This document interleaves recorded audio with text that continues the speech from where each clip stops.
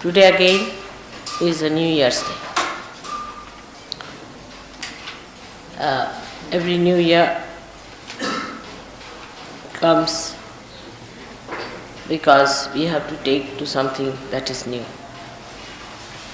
It has been so arranged that the sun has to move for 365 days and again a new year has to come. Actually, the whole solar system is moving in a spiral way. So there is definitely a higher state of this solar system. Every year it is rising higher in a spiral way. So it is not only that it is because 365 days have passed, but because it has moved a step forward higher than what it was. Now we can see that in awareness, human beings have definitely risen much higher than what they were, say, about 2000 years back. But the first system that started, the whole universe, was the first model, we can say, was created. And that model has to be perfect. And that was a perfect model, which then started perfecting the rest of it. So that is the perfect model, which is in the principle of this ascent. And that is working out this ascent. Now, the perfection of the rest of the universe takes place in various directions. But today we have to consider the Mahalakshmi principle. Now, Mahalakshmi, as I told you, is a perfect principle. It's a perfect principle. It's perfected. It's born as perfect, will remain as perfect, will be always eternally perfect. So that is not necessary to be corrected. Now this Mahalakshmi's thing I am discussing here because you may be able to go today to see the temple of Mahalakshmi.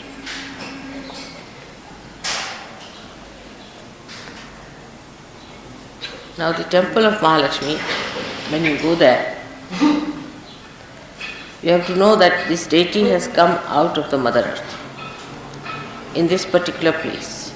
That means this place has got a capacity to give you a force, we can say an additional force, or an intensive feeling of evolution.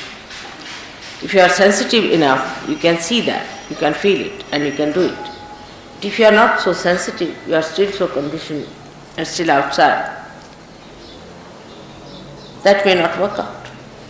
I mean, all kinds of things can be done, but if somebody wants to remain a stone, you can't do anything about it.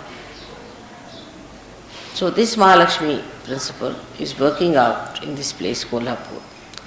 Normally this place should be very, very warm because of this position. But even in summer, this place keeps very cool because of the vibrations from the temple that is emitted. The people in this place may not be so aware either.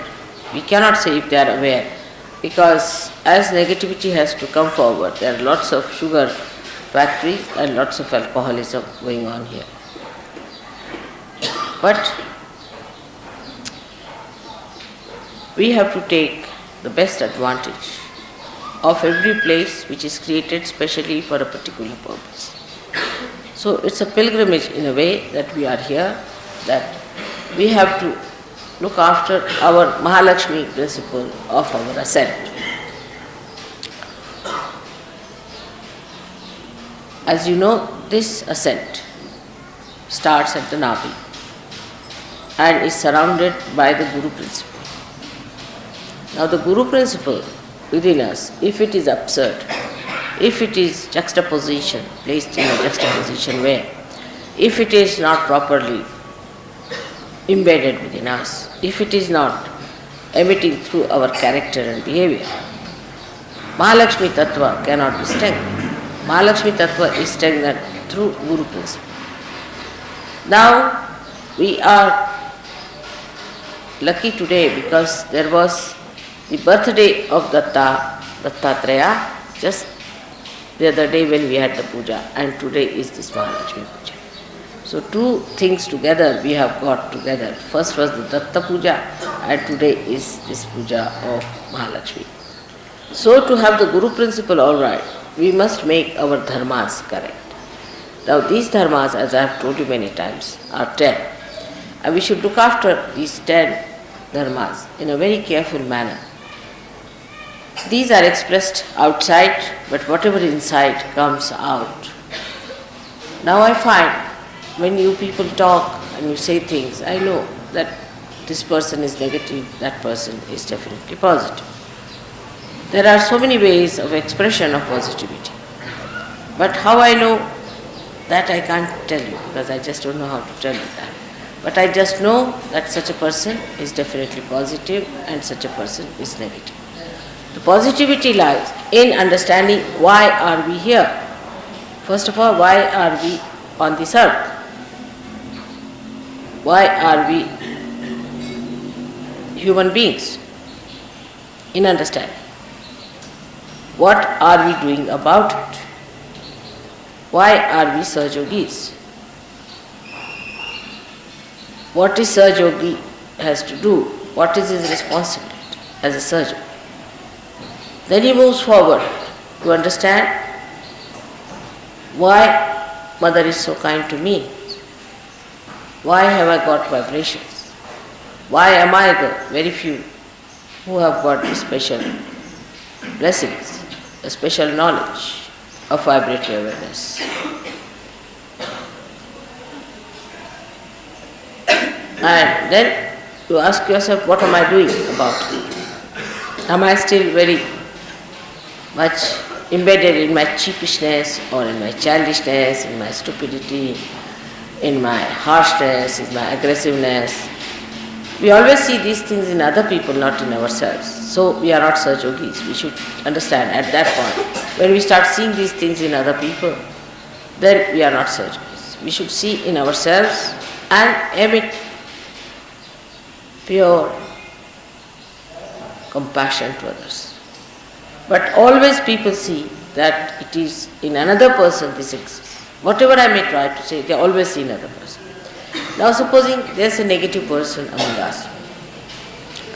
You need not be compassionate to that person. On the contrary, better be away. Get rid of that person as far as possible. Don't have anything to do. Is a definite sign of great compassion to yourself, if not to others. Better not have anything to do with a person who is negative, if you have to come out. He may be your brother, sister, anyone. But try to be away from a person who is not positive. It causes lots of problems. I've been telling you this and I've been requesting you, but the conditioning is such that still though you have become a Guru Tattva, you don't understand that you have to be detached. For a Guru there is no brother, sister or any other relationship except for the relationship of the mother. There is no other relationship exists. One of these principles are to be understood. Very important, I think, is for all of us, that our relationship is only to Mother and to SahajaYogis and not to any relationship which has come to us, whether through SahajaYoga or whether through anything else. Now this I have been explaining because our Mahalakshmi Tattva is not all right. That's why we get sort of frittered away, lost into these things. And the Mahalakshmi Tattva has to be like an ascending force, all put together. Like my father used to give an example, that supposing తల్లి ఇచ్చిన అమృతవాక్కుని ఒక్కసారి తెలుగులో అనువాదం చూద్దాం. శ్రీ మహాలక్ష్మి పూజ, కోల్హాపూర్, 1983. నమస్తే గరుడారూఢే కోల్హాసుర భయంకరి సర్వపాప హరే దేవి మహాలక్ష్మి నమోస్తుతే. గరుడ వాహనంపై ఆసీనురాలైన దేవి, కోల్హాసుర రాక్షసునకు భీతిని కలిగించు మాత, నీకు ప్రణామములు. సర్వపాపహరిణి ఓ దేవి మహాలక్ష్మి, నీకు నమస్కారాలు. ఈనాడు నూతన సంవత్సరం ఆరంభ దినం. ప్రతి నూతన సంవత్సరం మనకొక క్రొత్త విషయాన్ని తెలియచేస్తుంది. ఈరోజు మనం మహాలక్ష్మి తత్వం గమనించవలసి ఉంటుంది. మహాలక్ష్మి తత్వం ఒక పరిపూర్ణమైన విధానం, ఎప్పటికీ అలాగే దివ్యమైనదిగా మరియు పరిపూర్ణమైనదిగా ఉండిపోతుంది. మళ్ళీ దానిని సవరించవలసిన పని ఉండదు. ఈ రోజున మీరు మహాలక్ష్మి మందిరం చూడబోతున్నారు. ఈ మందిరం చూడబోయేటప్పుడు ఈ దేవత భూమాత నుండి స్వయంభూగా ఈ స్థలంలోనే ఉద్భవించింది. అంటే ఈ స్థలానికి మీకు శక్తినివ్వగల సమర్థత ఉంది. అదనపు శక్తిని గాని, శుభప్రదమైన ప్రగాఢ అనుభూతిని గాని కలిగిస్తుంది. మీరు సూక్ష్మగ్రాహ్యులైతే గమనించగలుగుతారు, అనుభూతి చెందగలుగుతారు. మీరు సూక్ష్మగ్రాహ్యులు కాకపోయినా, ఇంకా బయట కట్టుబాట్లలో ఉండేవారైనా, ఇంకా బాహ్యపరంగా ఉండేవారైనా ఈ పద్ధతి పనిచేయదు. ఈ మహాలక్ష్మి తత్వం ఈ కొల్హాపూరులో పనిచేస్తుంది. సాధారణంగా ఈ ప్రదేశం భౌగోళికంగా చాలా వేడిగా ఉండాలి, కానీ వేసవ కాలంలో కూడా ఈ స్థలం చాలా చల్లగా ఉంటుంది. ఎందుకంటే ఇక్కడ మందిరం నుండి వచ్చే చల్లని చైతన్య తరంగాలు వెలువడుతూ ఉంటాయి. ఒక ప్రత్యేకమైన లక్ష్యంతో ఏర్పరచబడిన ఆ ప్రదేశాల నుండి మనం అత్యధిక ప్రయోజనం పొందాలి. కాబట్టి ఒక పుణ్యక్షేత్రం కనుక మనం ఇక్కడ ఉన్నాము. మన ఉద్దాన విషయంలో మన మహాలక్ష్మి తత్వాన్ని కాపాడుకోవాల్సి ఉంటుంది. ఈ ఉద్దానము నాభి నుండి మొదలవుతుంది. గురుతత్వంతో ఇది చుట్టుకుని ఉంటుంది. మహాలక్ష్మి తత్వము గురుతత్వం ద్వారా బలపడుతుంది. గురుతత్వము మనలో బాగా ఉండేందుకు మన ధర్మాలను మనం సరిగ్గా నిర్వర్తించాలి. ఈ ధర్మాలు 10. వీటిని మనం శ్రద్ధతో ఆచరించాలి. ఇవి బాహ్యపరంగా వ్యక్తపరచబడతాయి, కానీ ఏవైతే అంతర్ముఖంగా ఉన్నవో అవి బహిర్గతమవుతాయి. మనం ఈ భూమి మీద ఎందుకుంటున్నాం? మనం మానవులుగా ఎందుకుంటున్నాం? మనం సహజయోగులుగా ఎందుకున్నాము? సహజయోగి అయినవాడు ఏమి చేయవలసి ఉంటుంది? సహజయోగిగా అతని బాధ్యతలు ఏమిటి? శ్రీ మాతాజీ నా ఎడల ఎందుకు కరుణతో ఉంటున్నారు అని మిమ్మల్ని మీరు ప్రశ్నించుకోండి. దాని గురించి నేను ఏమి చేయబోతున్నాను అని. ఇంకా నేను చవకబారు స్వభావంతోనే, లేక బాల్య చాపల్యంతోనే, మూర్ఖత్వంతోనే, దురుసు స్వభావంతోనే కూరుకుపోయి ఉంటున్నానా అని ఈ విషయాలను మనం ఎప్పుడు ఇతరుల్లోనే గమనిస్తూ ఉంటాం, కానీ మనలో గల వీటిని గమనించుకోము. కాబట్టి మనం సహజయోగులం కాము. ఆ దశలో మనం తప్పక తెలుసుకోవాల్సింది ఏమిటంటే, ఇతరుల్లోని ఈ విషయాలను మనం గమనించడం మొదలుపెట్టినప్పుడు మనం సహజయోగులం కాము అని మనలో మనం గమనించుకోవాలి. ఇంకా ఇతరుల ఎడల శుద్ధమైన కరుణను మనం వ్యక్తపరచాలి. ఉదాహరణకు, మనలోనే ఇప్పుడు ఒక దోషి ఉన్నాడు అనుకుందాం. అతని పట్ల మీరు కరుణతో ఉండవలసిన పని లేదు. దానికన్నా మేలైన విధానం ఏమిటంటే, ఆ వ్యక్తి నుండి వీలైనంత దూరంగా ఉండండి. అతన్ని వదిలించుకోండి. అతనితో ఏ విధంగానూ వ్యవహరించకుండా ఉండండి. అలా వదిలించుకోవటం అనేది మీరు ఎంతో కరుణతో వ్యవహరించిన దానికి నిదర్శనం. ఆ కరుణ ఇతరుల పట్ల వ్యక్తపరిచినట్లు కాకపోయినా మీ పట్ల మీరు కరుణతో వ్యవహరించినట్లు మాట. ఆ దోషపూరిత వ్యక్తితో ఏ విధంగా వ్యవహరించకుండా ఉండటం మేలు. ఆ వ్యక్తి మీ సోదరుడు కావచ్చు, లేక మీ సోదరి కావచ్చును, ఇంకా ఎవరైనా కావచ్చును. అట్టి దోషపూరిత వ్యక్తి నుండి దూరంగా ఉండే ప్రయత్నం చేయండి. అది అనేక సమస్యలను కలిగిస్తుంది. మీరు గురువుగా మారినప్పటికీ మీరు ఇంకా ఆ కట్టుబాట్లకు లోనే ఉంటున్నారు. మీరు దాని నుండి వేరే ఉండాలనే విషయాన్ని మీరు తెలుసుకోలేదు. గురువు అనే వ్యక్తికి సోదరుడు, సోదరి, ఇంకా ఏ రకమైన బాంధవ్యము ఉండదు. కేవలం శ్రీ మాతాజీతో ఉండే అనుబంధం తప్ప వేరే ఇతరత్ర ఏ రకమైన బంధము ఉండదు. గురుతత్వంలోని ప్రధాన సిద్ధాంతాల్లోని ఈ సిద్ధాంతాన్ని మనం తప్పకుండా తెలుసుకోవాలి. మన సంబంధము కేవలం శ్రీ మాతాజీతోను మరియు సహజయోగులతోనూ మాత్రమే ఉండాలి. మనలోని మహాలక్ష్మి తత్వం సరిగా అందుకే మనలో ఒక రకమైన చపలత్వం ప్రవేశిస్తూ ఉంటది. ఈ విషయాలకు లోనవుతూ ఉంటాము. మహాలక్ష్మి తత్వం అనేది అన్నింటినీ కలుపుకుని ఊర్ధ్వముఖంగా తీసుకువెళ్లే శక్తి. మహాలక్ష్మి తత్వం మన ద్వారా వ్యాపించగలదు. ఇప్పుడు మనం అంతర్గతంగా వృద్ధి చెందటానికి మన చిత్తాన్ని అంతర్ముఖం చేసుకోవాలి. మొదటిగా మీలో కలిగే ఆలోచనలను, మీ మెదడులోని అవగాహన తీరును విశదీకరించుకునే ప్రయత్నం చేయాలి. ఎందుకంటే ఈ మహాలక్ష్మి తత్వమే తుట్టతుదకు పనిచేస్తుంది. బుద్ధి వికాసము అనేది మహాలక్ష్మి తత్వం ద్వారానే జరుగుతుంది. అది మీకు సత్యాన్ని ఇస్తుంది. మొదటిగా మీరు మీ బుద్ధికి సహేతుకంగా నచ్చ చెప్పుకోండి. ఆత్మ సాక్షాత్కారం తర్వాత అది చాలా ముఖ్యము. ఎందుకంటే సహేతుకంగా మీ బుద్ధి అర్థం చేసుకోకపోతే అది ఎప్పటికీ చవకబారుగాను, చాపల్యంగాను, గౌరవహీనంగాను, కటువుగాను, భయంకరమైన దౌర్జంగాను ఉంటుంది. కనుక గురుతత్వంలో 10 అంశాలున్నాయి. అందులోని 5 అంశాలు బరువు గురించి తెలియచేస్తాయి. గురువు అంటే బరువు అని అర్థం. మీరెంత గురుతత్వం కలిగి ఉన్నారు అంటే మీకు ఎంత ఆకర్షణ శక్తి ఉంది అని అర్థము. దానిని గురుత్వాకర్షణ శక్తి అని కూడా అనవచ్చును. ఒక వ్యక్తి ఆకర్షణ శక్తిని కలిగి ఉంటాడు. అతడు మాట్లాడేటప్పుడు ఎంతటి సమతుల్య స్థితిని కలిగి ఉంటాడు అనేది చూడాలి. దానిని మనం వజన్ అంటాము. ఒక వ్యక్తి యొక్క బరువు అంటే అతడు తనతో తాను వ్యవహరించేటప్పుడు కానీ, ఇతరులతో వ్యవహరించేటప్పుడు కానీ ఎంత గురుత్వం, ఆకర్షణ శక్తి కలిగి ఉంటాడు. మీరు మానవత్వంతో ఉండాలి. కానీ అప్పుడప్పుడు కొందరు నాతో మాట్లాడే తీరు విచిత్రంగా ఉంటుంది. నాకు అర్థం కాని విషయం ఏమిటంటే వాళ్ళు ఎప్పుడూ నాతో తప్పుడు విషయాలే మాట్లాడుతూ ఉంటారు. ఈ విషయం ఖచ్చితంగా జరుగుతుంది. ఆ దోషము విశుద్ధిది మాత్రమే కాదు, నాభీది కూడా. ఇది నాభి నుండి ఎందుకు వ్యక్తమవుతుందంటే విశుద్ధి చక్రం నుండి వెలువడే వాక్కు నాభి నుండి ఊర్ధ్వముఖంగా వస్తుంది. కాబట్టి ఏమి జరుగుతుందంటే ఒక వ్యక్తి ఎలాంటి వ్యక్తి అయినా తన భాష ద్వారా, ప్రవర్తన ద్వారా, ముఖం ద్వారా, ముక్కు ద్వారా, కండ్ల ద్వారా ప్రతి విషయము విశుద్ధి చక్రం ద్వారా వ్యక్తం అవుతాడు. ఇప్పుడు మీ నాభిలో ఏదైతే ఉంటుందో అది వ్యక్తం అవుతుంది. ఇక రెండవ విషయం ఏమిటంటే మీలో ఎంత ఆకర్షణ ఉంది. ఒక వ్యక్తిలోని అద్భుతమైన శక్తి ఆకర్షణ. ఒక వ్యక్తికి ఆకర్షణ శక్తి ఉన్నది అంటే అతనిలో ఇతరులను ప్రభావితం చేయగలిగే శక్తి ఉన్నదన్నమాట.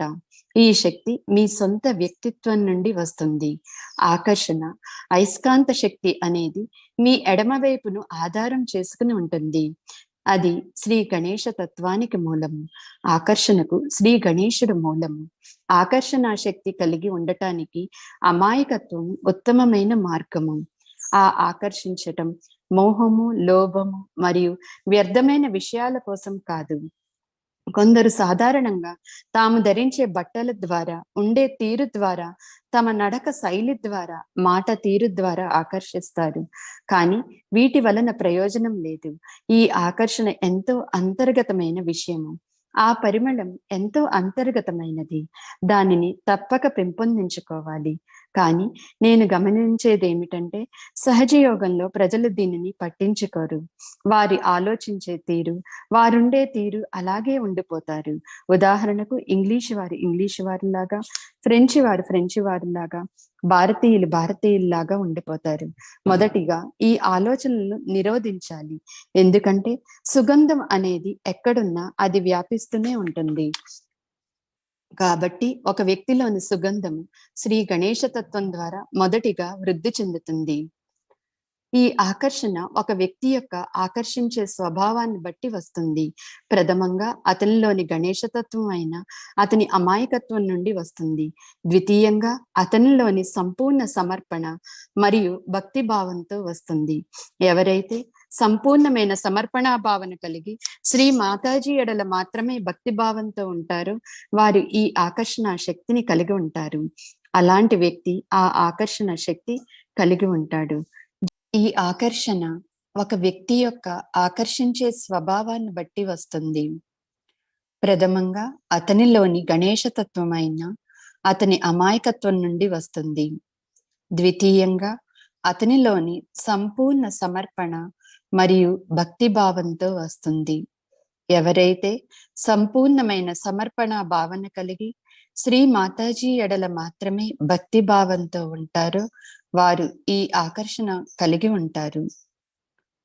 మళ్ళీ గణేశ తత్వం తన పని చేసుకుపోతుంటూ ఉంటది. మీ భార్య విషయంలోనే కాదు, మీ భర్త విషయంలో కాదు, మీ సోదరి విషయంలో కాదు, మీ దేశం విషయంలో కాదు, కేవలం శ్రీ మాతాజీ విషయంలోనే ఆ యొక్క సంపూర్ణ సమర్పణ భక్తి మీరు కలిగి ఉండాలి. ఆ యొక్క సంపూర్ణ సమర్పణ భావనయే మీకు ఆకర్షణ శక్తినిస్తుంది. అమాయకత్వం గురించి కేవలం అనుకుంటూ పోతే అది వృద్ధి చెందదు. ఏది కూడా మీది అనేది లేకుండా చేసుకోవటం ద్వారా తలనొప్పులు మీకే మీరు తెచ్చుకోకుండా ఉంటారు.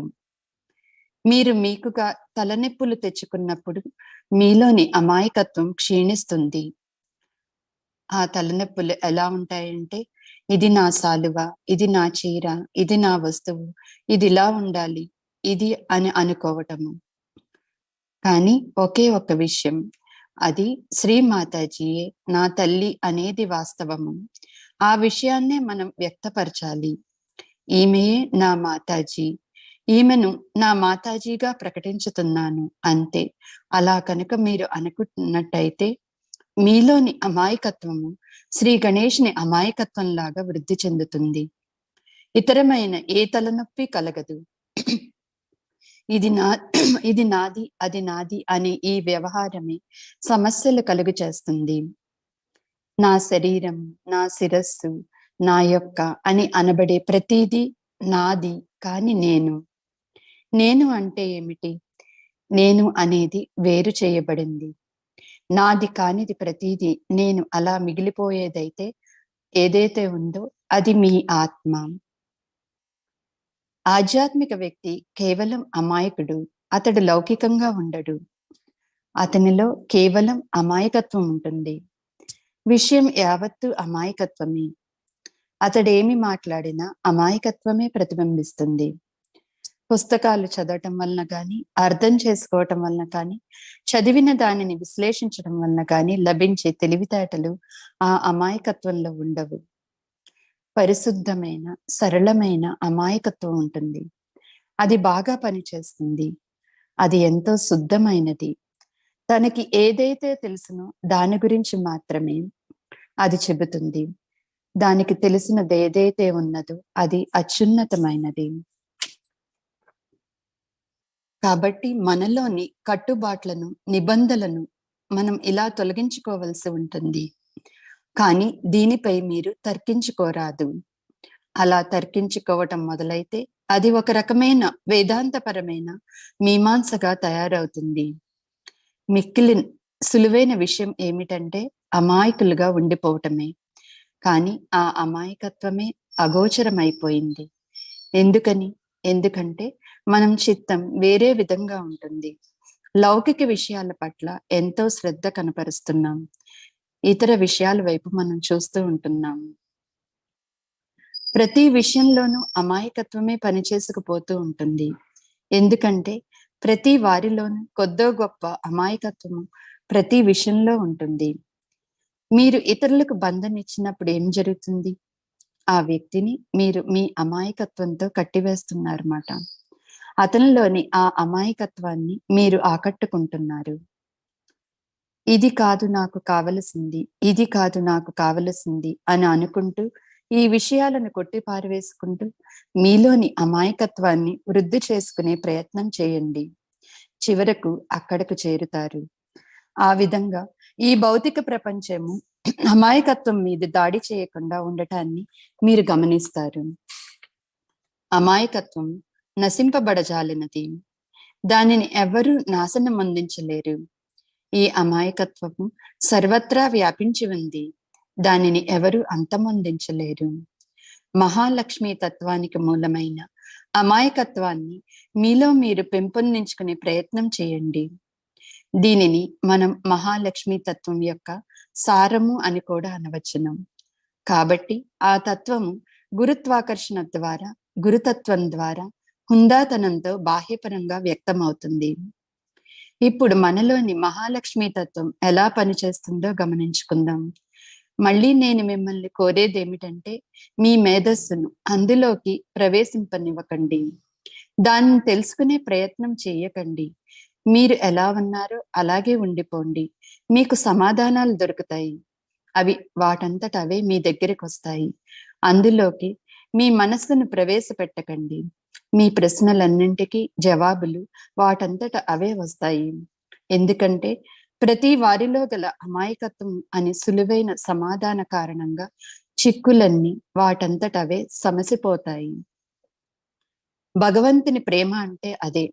ఈ ప్రేమను మీ యొక్క ఇతరమైన వ్యర్థమైన ప్రేమతో, ఆలోచనలతో పోల్చుకుని ప్రజల గురించి వారికి సంబంధించిన గుర్తింపులతో, తప్పుడు గుర్తింపులతో మీరు పొరపడకండి. అపార్థం చేసుకోకండి. మనలోని ఈ పవిత్రమైన ప్రేమ, పవిత్రమైన అమాయకత్వము అదే ప్రేమ. జీవితం అంటే అదే. కానీ ప్రాణశక్తి మహాలక్ష్మి కాదు. కాబట్టి మహాలక్ష్మి ప్రతి దానిలోని సారం యొక్క సారము. ఎందుకంటే సృష్టి అనేది జరగవలసి ఉంటే, భగవంతుని ఇచ్చ అక్కడుంటే, అక్కడ మహాలక్ష్మి తత్వం లేకుంటే ఆ కోరిక ఉండి ప్రయోజనం ఏముంది? అంతా ముగిసిపోతుంది. ఒకవేళ మీ వద్ద మహాలక్ష్మి తత్వం లేకుండా కేవలం సృజనాత్మకతయే ఉంటే మీరెలా పనిచేస్తారు? మీరు పని చేయలేరు. మీరు తప్పకుండా మహాలక్ష్మి తత్వం కలిగి ఉండాలి. లేకుంటే వాటి ప్రయోజనం సార్థకత ఉండదు. కాబట్టి బాహ్యపరంగా అది మహాలక్ష్మి తత్వం, కానీ అంతర్గతంగా అది 3 మూలమైన పొరలు కలిగి ఉంటుంది. మొదటిది మహాలక్ష్మి తత్వము. బాహ్యపరమైన అభివృద్ధి బాగానే ఉన్నట్టు మీరు గమనిస్తారు, కానీ అంతర్గతంగా సృష్టి కార్యం ఉన్నది. పంచమహాభూతములు ఇంకా ఇతరత్ర విషయములు సృష్టి జరిగింది, కానీ లోపల ఇచ్చి ఉంది. అది అదే ఉన్నది. ఆ ఇచ్చిలోని సగభాగం శ్రీ గణేశతత్వం అయి ఉన్నది. కనుక ఈ గణేశతత్వం చివరిగా అన్నింటిపైన ఆధిక్యత కలిగి ఉంటుంది. ప్రతి దానిలోనికి చొచ్చుకుని ప్రవేశిస్తుంది. మీలోని అమాయకత్వాన్ని ఎదగనివ్వండి. సరళమైన అమాయకత్వమే మీ యొక్క టీవీ హోదా. కనుక మీరు ఈ హోదాని కలిగి ఉండటం చాలా ముఖ్యము. భగవంతుడు ఎంతో ఇచ్చినప్పటికీ మీ వద్ద ఏమీ లేనట్టుగా ఎందుకు కనపడతారు? భగవంతుడు ఎంతో ఇచ్చాడు. ఉన్న వాటిలో మంచివి ధరించటం ద్వారా భగవంతునికి మీరు కృతజ్ఞతలు చెప్పుకోవడం అవుతుంది.